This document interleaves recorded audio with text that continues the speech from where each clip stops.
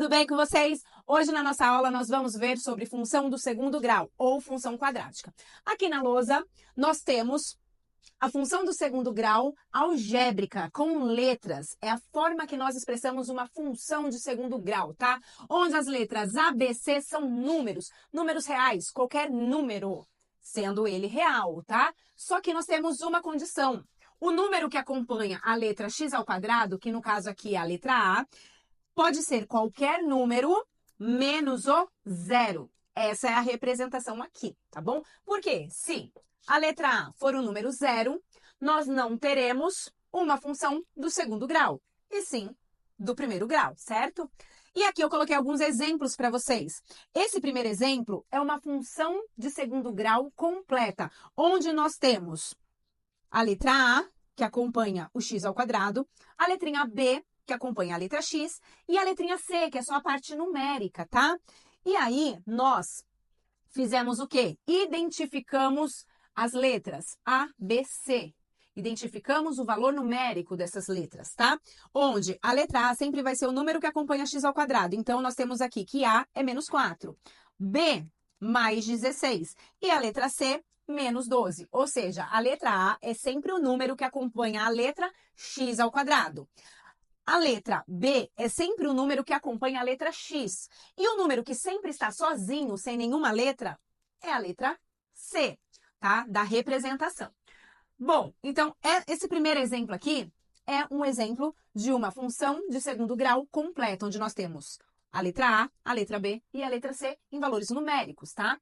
Esses outros dois exemplos aqui de baixo, nós chamamos de função de segundo grau incompleta. O que é uma função de segundo grau incompleta? Quando está faltando ou a letra B com a letra X ou o número sozinho, tá? Que simboliza, que significa a letra C. Então, nós temos aqui, ó, função de x igual x ao quadrado mais 2x.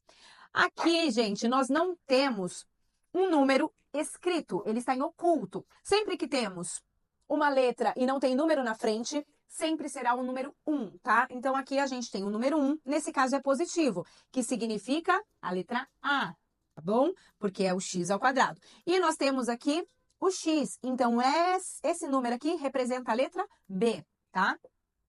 E por último, gente, nós também temos uma função de segundo grau incompleta. Só que neste último caso, nós não temos nem a letra B, nem a letra C aqui nessa representação. Temos apenas a letra A, x ao quadrado. Só que aqui nós temos o x ao quadrado, o número que está na frente do x está em oculto, então é que número? 1. Só que temos o sinal negativo. Então, identificamos que A vai ser igual a menos 1. E agora nós vamos falar um pouquinho sobre o gráfico da função de segundo grau, tá? Onde nós precisamos fazer uma análise para nós verificarmos se a concavidade, a gente chama essa boca aqui virada para cima de concavidade. Se a concavidade é virada para cima ou se a concavidade é virada para baixo. Vamos usar outro termo. Quando que vai ser carinha feliz e quando que vai ser carinha triste, tá? O nome desse desenho ou figura se chama parábola. Então, nós temos aqui duas parábolas que são os gráficos de uma função de segundo grau. Sempre terá esse formato, professora? Sempre terá esse formato. E o que nós precisamos analisar para verificar se essa parábola vai ter a concavidade para cima ou esse gráfico vai ter concavidade voltada para baixo, carinha feliz ou carinha triste? Apenas uma análise. Vocês lembram das letras A, B e C? Pois bem, o que vai determinar se essa concavidade é virada para cima ou para baixo é exatamente o sinal que acompanha a letra x ao quadrado. O sinal que acompanha a letra x ao quadrado, que nada mais é do que a letra A. Então, nós falamos que se esse número aqui for maior do que zero, o que vai acontecer? Nós teremos uma parábola feliz, tá? E se nós tivermos este número que acompanha x quadrado, que é a letra A, menor do que zero, ou seja, um número negativo, nós temos a carinha triste da parábola. Então, através da letra ou do número, no caso, que acompanha a letra x ao quadrado, o sinal vai determinar se a minha parábola é feliz ou se a minha parábola é triste. Raízes ou zero da função. O que isso quer dizer? Nós temos aqui uma função de segundo grau, onde nós temos uma equação aqui de segundo grau, tá? Então, nós pegamos aqui essa equação de segundo grau, que é uma função, porque está falando que é uma função, tá? Nós pegamos essa equação e igualamos a zero. Quando nós igualamos a zero, o que isso quer dizer? Nós vamos fazer o cálculo para achar as raízes dessa equação, onde nós podemos ter duas raízes ou não. Vou falar dessas particularidades aqui mais para baixo, tá? Então, quando nós temos uma função que é uma equação de segundo grau, nós utilizamos a famosa fórmula de Bhaskara, tá? Que é essa que está aqui na lousa, onde nós temos o delta aqui. O nome dele, na verdade, aqui dentro de equação e função de segundo grau é discriminante, onde nós temos o delta igual a b ao quadrado menos 4 vezes a vezes c. Ou seja, lembra aquelas letrinhas lá no início da explicação? Letrinha A, letrinha B, letrinha C, quais as letras acompanham x ao quadrado, x? Pois bem, elas estão aqui, precisa identificar aqui, ó, tá? E nós temos o x, que é igual a menos b, mais ou menos raiz de delta, dividido por 2a. Então, nós teremos, depende, na verdade, do discriminante, que vai nos falar se nós temos duas raízes reais e distintas, ou se, por exemplo, nós não teremos raízes reais, ou se nós teremos duas raízes reais, porém iguais, que é o x1 e x2, gente, tá? E aí, esse discriminante aqui, ó, que é o delta, tá bom? Ele quem determina. A gente faz o cálculo, aplica a fórmula de Bhaskara nessa equação aqui, e aí o delta, quem vai determinar se nós teremos duas raízes distintas. Se o delta, gente, a gente faz esse cálculo e ele dá um valor positivo maior do que zero, então quer dizer que quando nós fizermos este cálculo aqui, ó, nós teremos x1 e x2. Dois valores, gente, reais, tá? E distintos, diferentes, ok? Se nós fizermos o cálculo aqui do discriminante, e esse discriminante for igual a zero, a gente resolve aqui, ó, e esse valor é zero, igual a zero, então quer dizer que nós teremos x1, o valor aqui, nós teremos x2 aqui, e esses dois valores serão iguais, idênticos. Ou nós temos o terceiro caso, que é quando o discriminante é menor do que zero. Se der um valor negativo, isso quer dizer que não teremos raízes reais, não teremos raízes. E aí, geralmente, a gente para o cálculo onde nós fizemos aqui o cálculo do discriminante. Deu negativo? Geralmente paramos o cálculo. A não ser que já é conhecido sobre números complexos, tá? Que são os números imaginários. Aí sim, existe raiz quadrada de um número negativo. Mas esse assunto fica para uma próxima aula, tá bom? Então, o que tudo isso significa quando a gente fala raízes ou zero da função? Nós vamos fazer o cálculo aqui de Bhaskara, a gente vai descobrir as raízes, não vai? Ou essas duas raízes serão iguais ou elas serão distintas. Vamos ter aí essa suposição.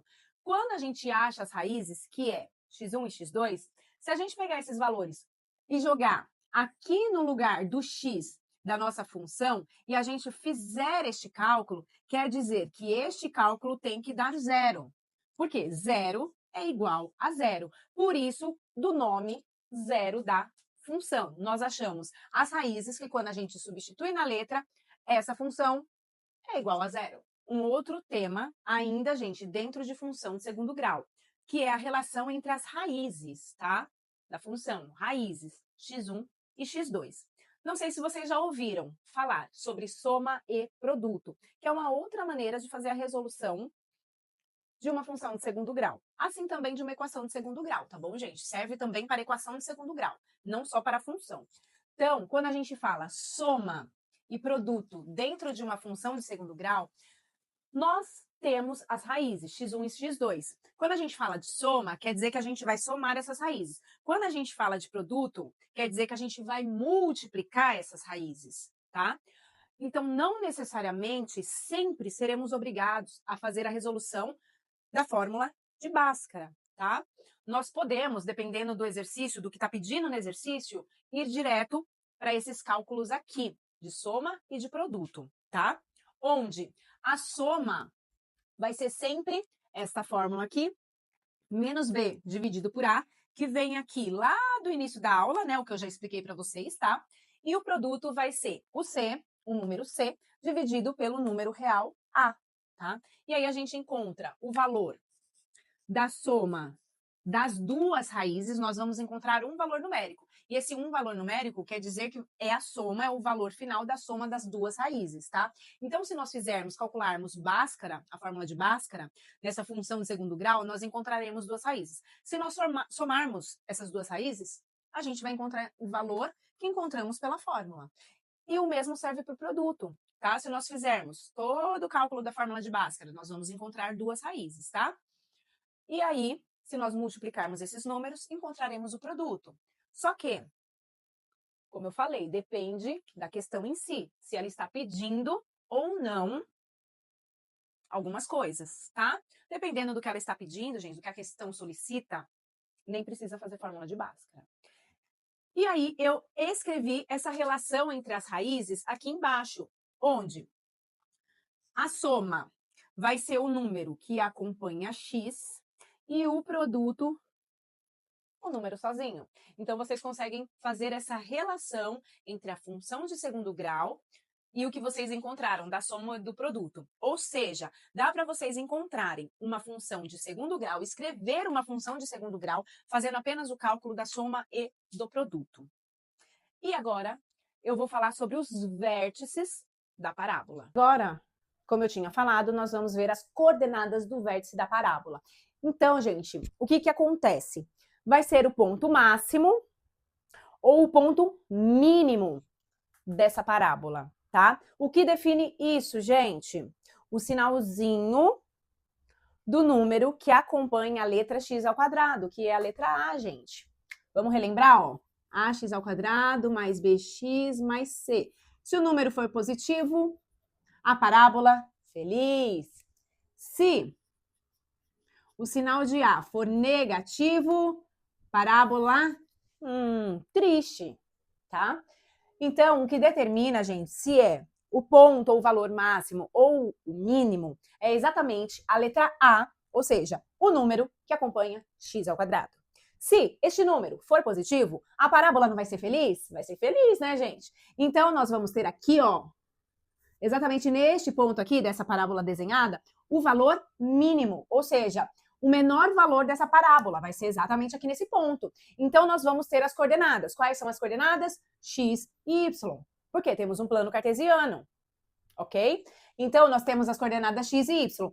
Logo, nós teremos o ponto mínimo dessa parábola, que nós chamamos de X vértice e Y vértice. É onde nós temos o ponto do eixo X, que liga aqui nessa parábola, com o ponto do eixo Y, que também ligamos aí este ponto mínimo da parábola, tá? E aí nós temos essas fórmulas para descobrir qual é o valor no eixo X, qual é o valor no eixo Y, que é esse menor ponto aqui dessa parábola de uma função de segundo grau, tá? Onde nós temos aqui xv de vértice e yv de vértice. Então, quando a parábola for feliz, teremos o ponto mínimo. Sempre, professora? Sempre, gente, sempre, tá? Ao contrário, quando nós tivermos o número que acompanha o x ao quadrado, negativo, ou seja, a letra A é menor do que zero. Então, nós vamos ter o quê? Uma parábola com a carinha triste, certo? Então, nós temos o quê? O ponto mais alto da parábola, ou seja, o ponto máximo, o valor máximo da parábola, que também é dado pela mesma fórmula aqui, gente, do ponto mínimo. É a mesma fórmula, tá? E se vocês separarem, vocês precisam ter o valor do discriminante e identificar os valores numéricos dessas letras, no caso A e B, tá? Cuidado, temos sinal, tá? Sinal da fórmula. Esses sinais devem ser respeitados ou, dependendo do sinal aqui da função de segundo grau, nós devemos fazer regras de sinal, tá bom? Então, por hora, é isso. No próximo vídeo, darei exemplos de tudo que nós vimos na aula de hoje. Então, essa matéria, função do segundo grau, pessoal, tá o quê? Tá aí explicado.